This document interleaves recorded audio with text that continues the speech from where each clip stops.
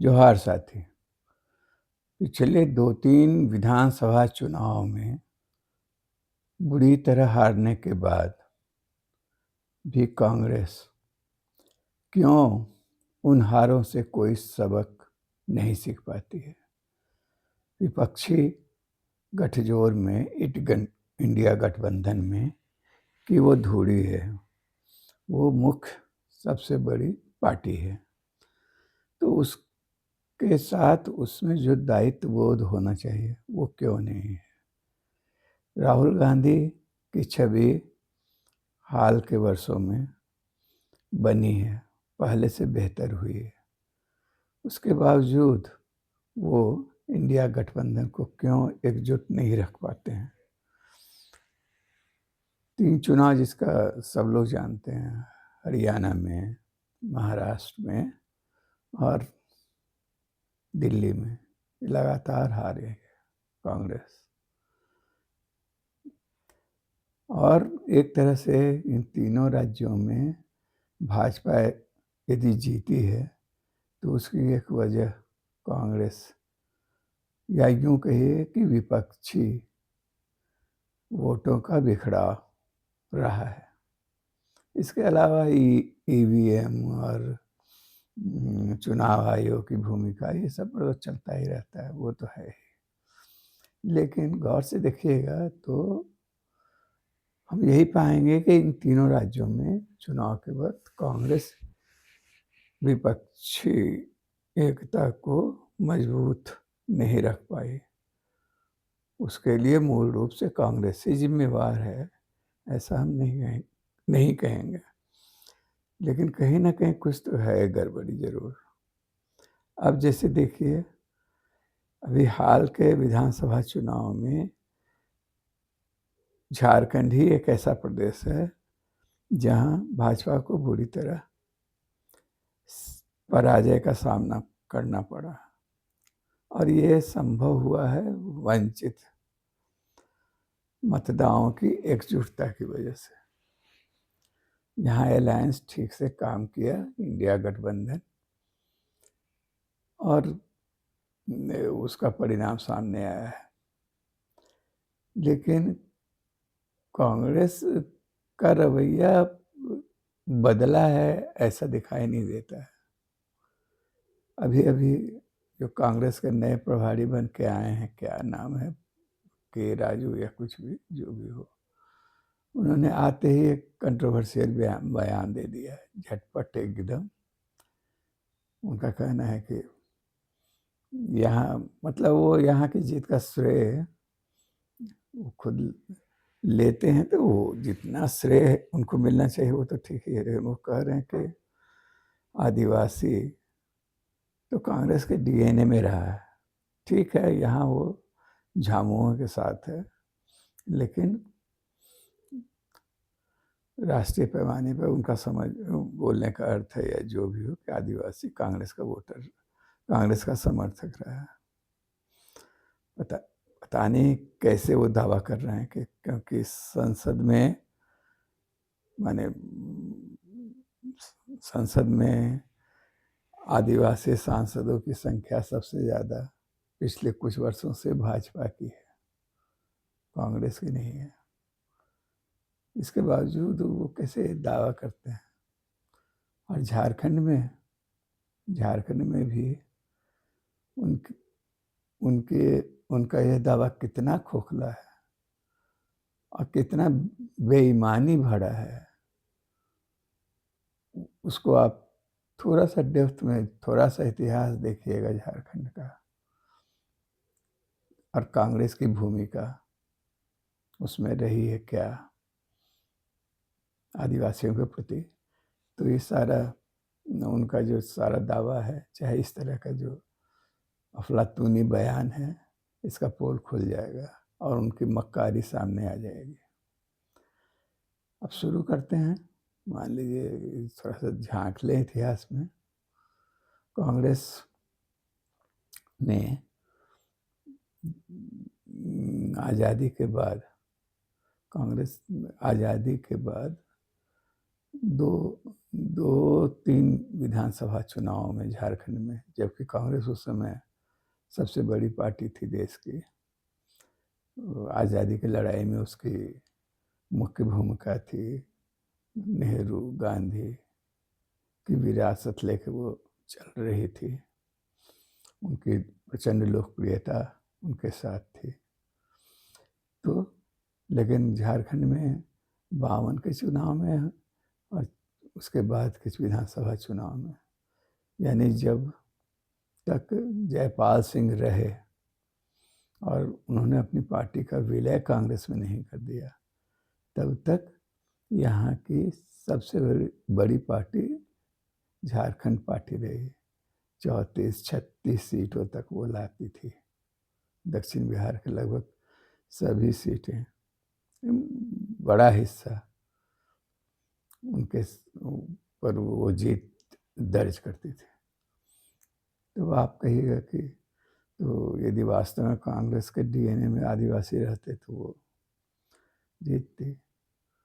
इसके अलावा उनका व्यवहार कैसा रहा? संविधान सभा में मुख्य भूमिका तो मतलब अम्बेडकर की रही, लेकिन संविधान सभा का गठन होना, उसके बाद एक संविधान बनना, और वो उस समय देश का नेतृत्व कांग्रेस कर रही थी, तो जो बनी उसमें आदिवासी शब्द से ही परहेज किया गया। उनको जनजाति कह के संबोधित किया गया, दर्ज किया गया जहाँ भी हो। साइकोलॉजी यही था कि वो लोग मानने के लिए तैयार नहीं थे दुनिया के सामने कि यानी हमारे देश में ट्राइब्स रहते भी हैं भी, उनकी उपस्थिति है। ये कितना बड़ा धोखा था। उसके बाद का देखिएगा तुरंत कि आज़ादी के जस्ट तुरंत बाद यहाँ झारखंड में खरसावा गोलीकांड हुआ था, और उसमें यदि कहा जाए कितने लोग मरे, जयपाल सिंह ने संसद में तो दावा किया था कि 1000 लोगों से ज़्यादा मरे हैं। चलिए जो भी मरे, लेकिन एक बड़ी घटना थी आज़ाद भारत की, वो जालियांवाला बाग की तरह का। और उस समय जालियांवाला बाग की घटना को तो लेकर पूरा देश स्तब्ध हुआ था, और कई जांच कमेटियां बनी थी उसकी। अंग्रेज सरकार अपने स्तर से जांच कराई थी, अंग्रेज बहादुर, और कांग्रेस के लोगों ने भी जांच कराई थी कमेटी बना के, और उसका जांच हुआ, और उसके जिम्मेदारी तय हुई। लेकिन यहाँ जो इतना बड़ा कांड हो गया आज़ादी के तुरंत बाद, उसकी कोई जांच पड़ताल आज तक नहीं हुई है। उस समय देश के प्रधानमंत्री जवाहरलाल नेहरू थे, होम मिनिस्टर पटेल थे, कांग्रेस का प्रचंड शासन था, लेकिन क्या था, क्यों नहीं हुआ उसकी जांच? जिम्मेवारी तय क्यों नहीं हुई? किसके कारण, किस वजह से इतना बड़ा हत्याकांड हो गया? कोई नहीं, किसी तरह का जांच नहीं हुआ, कोई एफआईआर भी शायद नहीं हुआ अभी तक। एक्यूरेट ठीक से पता नहीं कि कितने लोग उस घटना में मारे गए। हालांकि हर साल वहाँ शहादत दिवस मनाया जाता है, वहाँ के लोग यही मांग करते हैं इसकी जांच हो और मारे गए लोगों को शहीदों का दर्जा दिया जाए। ये कांग्रेस नहीं कर सकी इसको। कांग्रेस को आप कहिएगा कि कांग्रेस को क्यों जिम्मेवार ठहरा रहे हैं? कांग्रेस को जिम्मेवार इसलिए ठहरा रहे हैं कि देश का प्रधानमंत्री या देश पर शासन उस वक्त कांग्रेस का था, और ये छोटी मोटी घटना नहीं थी जिसको ये कह दिया जाए कि राज्य की घटना थी, राज्य में अपना लोग समझेंगे।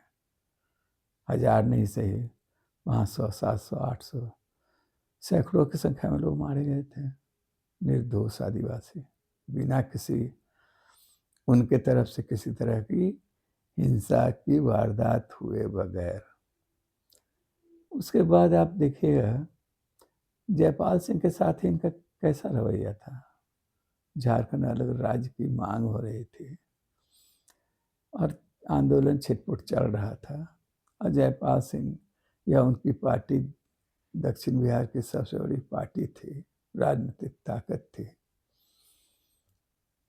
इन्होंने उसके साथ तरह तरह का धोखाधड़ी किया। उस पार्टी में तोड़फोड़ करना, उसके लोगों को अपने साथ, विधायकों को कांग्रेस में शामिल कर लेना, तरह तरह का चीज़ हुआ और अंत में एक तरह से मजबूर होकर जयपाल सिंह ने नेहरू के सामने या उन पर भरोसा करके कि वो झारखंड अलग राज्य की मांग के आश्वासन को पूरा करेंगे, ऐसा कहा गया था। उन्होंने कांग्रेस में अपनी पार्टी का विलय कर दिया। उसके बाद वास्तव में कुछ चुनाव में हो सकता है कांग्रेस को कुछ फायदा हुआ हो, लेकिन कांग्रेस कभी भी ये दावा करना कि वो आदिवासी उसके प्रबल समर्थक थे या उसके डीएनए में है या आदिवासियों को हितैषी है, ये एकदम बकवास है। उसके बाद की घटनाओं को भी हम लेते हैं तो जो भी हुआ है यहाँ इससे झारखंड में, झारखंड अलग राज्य मान लीजिए बना, या झारखंड अलग राज्य के बाद की भी एक घटना और है महत्वपूर्ण जिसका चर्चा हो जाना चाहिए यहाँ पर। जयपाल सिंह के तुरंत बाद, मैंने उनकी पार्टी के विलय के तुरंत बाद उसी दौर में शिबू सोरेन का धनकटनी आंदोलन शुरू हुआ था महाजनी शोषण के खिलाफ, और वो बहुत बड़ा आंदोलन था जो नेमड़ा, गोला गिरी से होते हुए गिरिडीह, धनबाद, कोयलांचल तक और बाद में संथाल परगना तक फैल गया। उस आंदोलन के दौरान सब मैंने अनेक थानों में झामुमो पर, झामुमो नहीं, गुरुजी पर, शिबू सोरेन पर दर्जनों मुकदमे दर्ज हुए, हत्या, आगजनी, लूट, इस तरह का।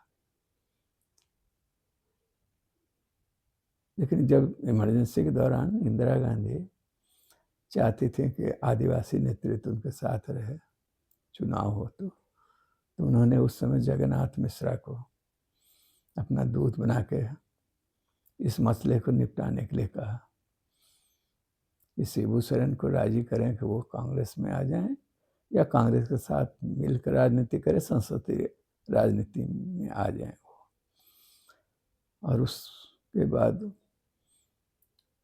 जगन्नाथ मिश्रा की प्रेरणा से या उनके आदेश से, निर्देश से के.वी. सक्सेना उस समय के एक ईमानदार IAS अफसर को भेजा गया था टुंडी गुरुजी से मिलने, जहाँ पोखरिया आश्रम था, जहाँ केंद्र बना के बड़ा आंदोलन चल रहा था। उस आंदोलन के दौरान भी तो के.वी. सक्सेना जब वहाँ पहुँचे तो उन्होंने उनकी वहाँ देखा, गुरुजी का दूसरा व्यक्तित्व दिखाई दिया जिसको एक आतंकवादी और क्या क्या मान के चला जा रहा था। वहाँ देखा उन्होंने आंदोलन तो है ही धनकटनी, लेकिन इसके साथ शराब के खिलाफ अभियान चल रहा है, रात्रि पाठशालाएं चल रही हैं, खेती को लेकर तरह तरह के प्रयोग हो रहे हैं। और उन्होंने के.वी. सक्सेना ने गुरुजी को गुरुजी कहना शुरू किया।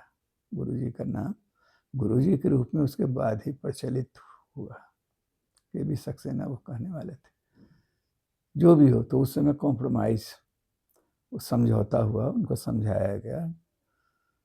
जगन्नाथ मिश्रा के साथ सीधे बात हुई या और लोग सारे अफसरान वगैरह कि भाई आप आत्मसमर्पण कर दीजिए, आपका सारा केस मुकदमा उठा लिया जाएगा। लेकिन और गुरुजी ने आत्मसमर्पण किया, जेल गए, वहाँ से निकले और फिर संसदीय राजनीति में उनका प्रवेश होता है। लेकिन वो कांग्रेस के साथ उन्होंने विलय नहीं किया। जयपाल सिंह के अनुभव से सीखे थे। जो जयपाल सिंह के साथ कांग्रेस ने किया था उसका सबक उन्होंने हासिल किया था।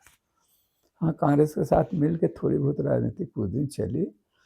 हालांकि दुमका में जब वो चुनाव लड़ रहे थे तो कांग्रेस भी चुनाव लड़ी थी, सिर्फ वो अपने बल पर जीते वहां से। खैर, लेकिन उस मामले में ये सिर्फ कहना है कि जैसा इन्होंने आश्वासन दिया था कांग्रेस के नेताओं ने उस समय कि तमाम केस उठा लिया जाएगा, तो केस उठा नहीं। बहुत जगह केस सीधा पड़ा हुआ है। चिरौरी कांड जैसे एक ठोस उदाहरण है कि जो बाद में उठा और उसमें शिबू सोरेन को जेल जाना पड़ा और मंत्री पद से इस्तीफा देना पड़ा था। तो ये हुआ उनका, माने किस तरह का आश्वासन ये कांग्रेस के लोग देते रहे हैं और किस तरह उसका ये वो आश्वासन कितना झूठा रहा है। झारखंड राज्य बनने के बाद भी 2005 के चुनाव को याद कीजिए, क्या हुआ था उस समय।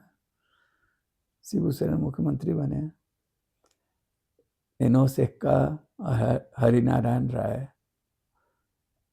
को लेके भाजपा भाग खड़ी हुई है, कहाँ कहाँ चली गई, राजस्थान तक।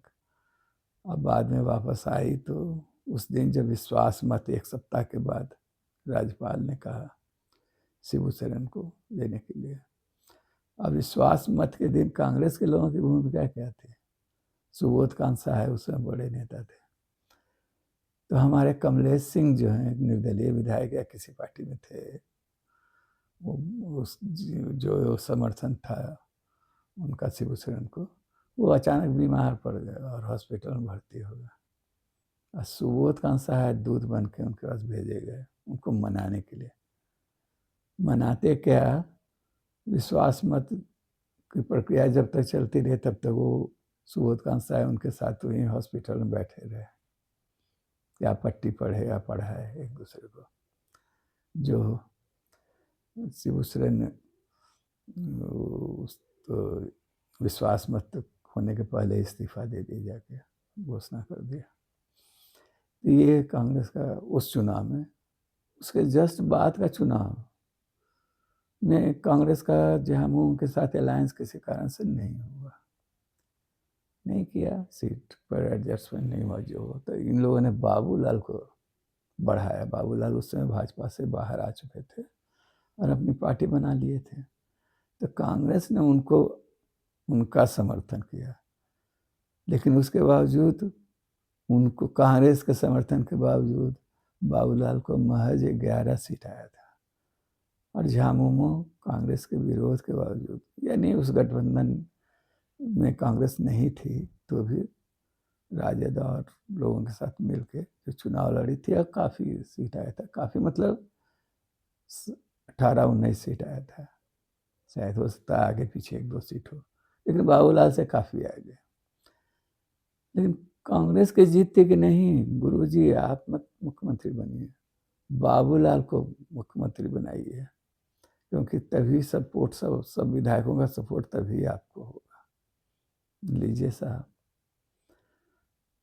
और इसके कारण सरकार का गठन नहीं हुआ, कुछ दिन राज्यपाल का शासन रहा और उसके बाद झामुमो चली गई और भाजपा में अलायंस कुछ दिनों के लिए हो गया था।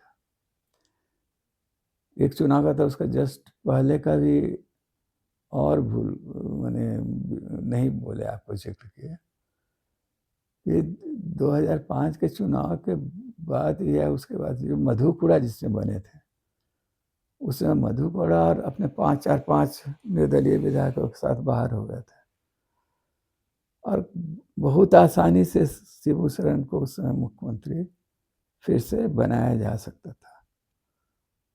लेकिन कांग्रेस की ही मुख्य भूमिका रही उसमें, चालाकी भरा कि नहीं, यही इंप्रेशन दिया गया कि नहीं, शिबू सोरेन के नेतृत्व को विधायक लोग स्वीकार नहीं करेंगे। वहाँ तक चलते रहा। इसके पहले का भी एक और चीज़ छूट गया था, उसका भी जिक्र कर ही दे।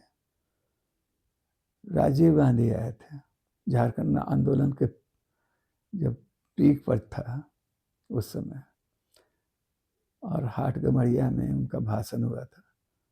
उन्होंने सफा कह दिया कि झारखंड अलग राज्य का आंदोलन यहाँ की अस्मिता, माने उनका ये सब नहीं था, उनका सब ये थे कानून व्यवस्था का प्रश्न है, ये लॉ एंड ऑर्डर प्रॉब्लम है, माने पुलिस या ताकत से और इससे इसको निपट लिया जा सकता है, ये अस्मिता की लड़ाई नहीं है। इनडायरेक्टली वो कह रहे थे अलग राज्य की मांग ये।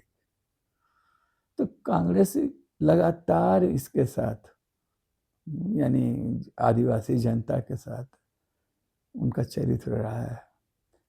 अरे शुरुआत से देखिए ना, संविधान में आदिवासी शब्द से परहेज किया गया, भाषाई आधार पर अलग राज्य बने सब, भाषाई आधार और क्षेत्र विशेष की सांस्कृतिक अस्मिता वगैरह को देखकर। लेकिन आदिवासी जनता का क्या हुआ है? जैसे मान लीजिए बंगाल में बंगाली समझ आया था, बंगाल बना, पंजाब में पंजाबी थे, पंजाब बना, इस तरह से सारे राज्य बने, तेलुगु भाषी क्षेत्र आंध्र प्रदेश बना, तो अलग अलग बना राज्य, सब कुछ हुआ। लेकिन आदिवासी बहुल इलाके का क्या हुआ? आदिवासी इलाका को जो लगभग 28 जिलों में था, 27-28 जिलों में था, जिसमें बिहार,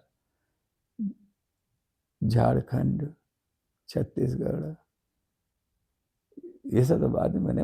मतलब ये जो हृदय स्थली है जहाँ ट्राइबल सबसे ज़्यादा थे, उस इलाके को विभाजित कर 3 राज्यों के साथ मिला दिया गया। कुछ उड़ीसा में चला गया, कुछ बंगाल में चला गया, कुछ बिहार में रहा। तो कितना बड़ा धोखा था। एक बड़ी कर झारखंड आंदोलन जो एक बड़ा आंदोलन था, जिसको लेके जो उसका प्रस्तावित नक्शा था उसको तार तार इन लोगों ने शुरू में ही कर दिया था। बाद में उसी को लेके झारखंड आंदोलन एक बड़ी परिकल्पना के साथ चला था। लेकिन भाजपा ने चालाकी से उसमें अपने सुविधा अनुसार 18 जिलों का झारखंड बना के वो इसको सुपुर्द कर दिया, मैंने अलग राज्य बना दिया। उसका अब छोड़िए, उसके इतिहास में जाएंगे तो वो और भी जटिल और वो है।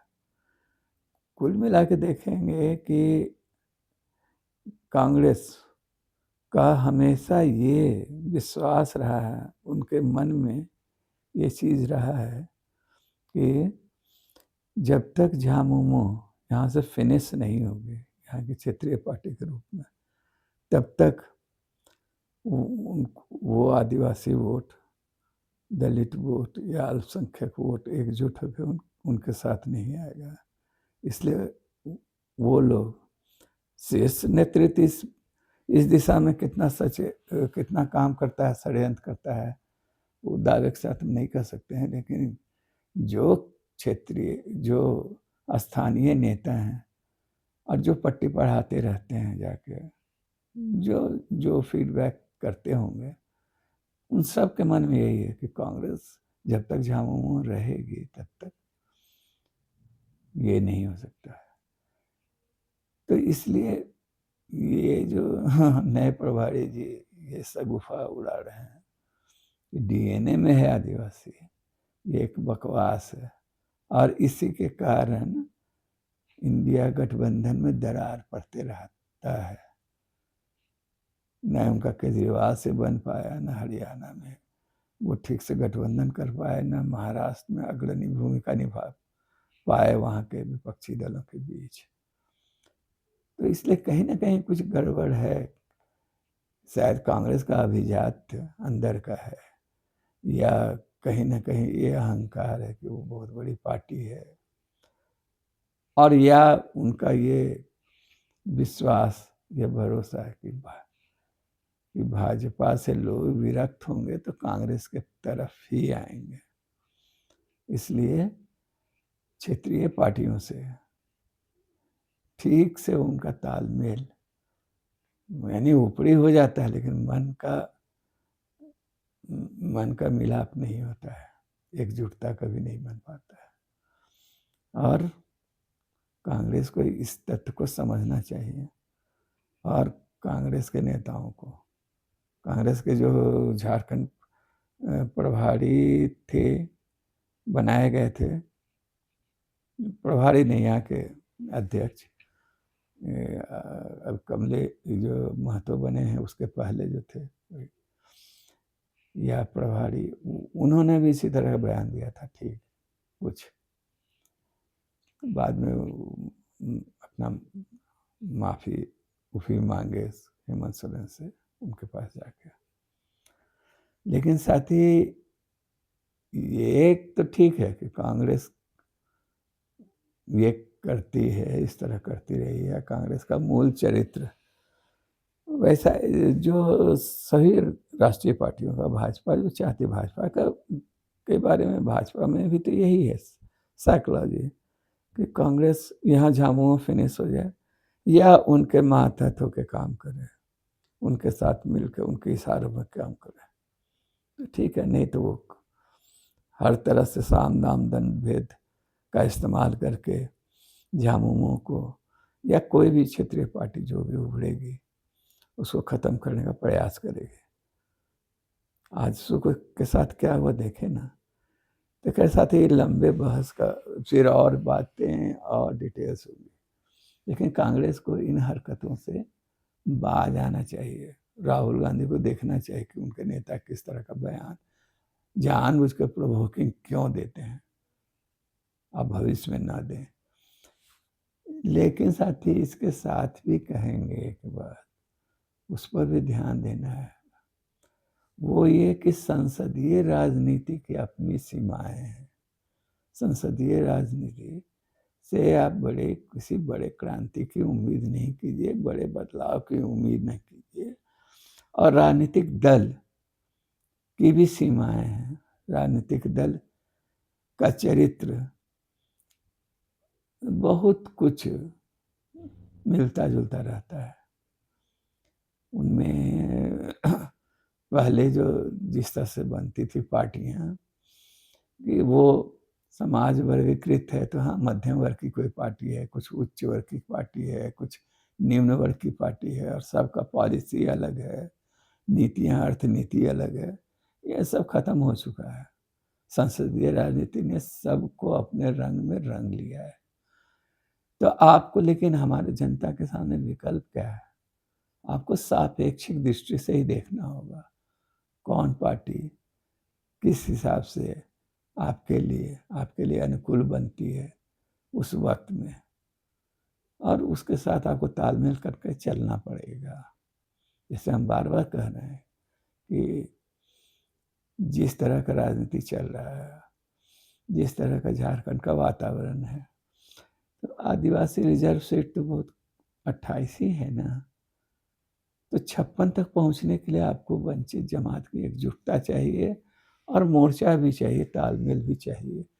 तब आपको चुनना होगा जो दल है, राजनीतिक दल हैं आपके सामने, उन्हीं में से आपको चयन करना होगा किसके साथ कौन ज़्यादा से ज़्यादा तुलनात्मक दृष्टि से बेहतर है।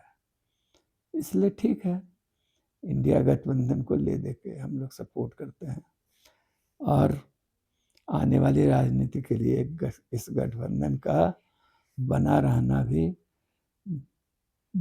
जरूरी है। इसलिए चलिए कांग्रेस के इन चुटभैये नेताओं के इस बयानों को बचकाना बयान समझ कर माफ कर दीजिए, नज़रअंदाज मत कीजिए। धन्यवाद। जोहार सर।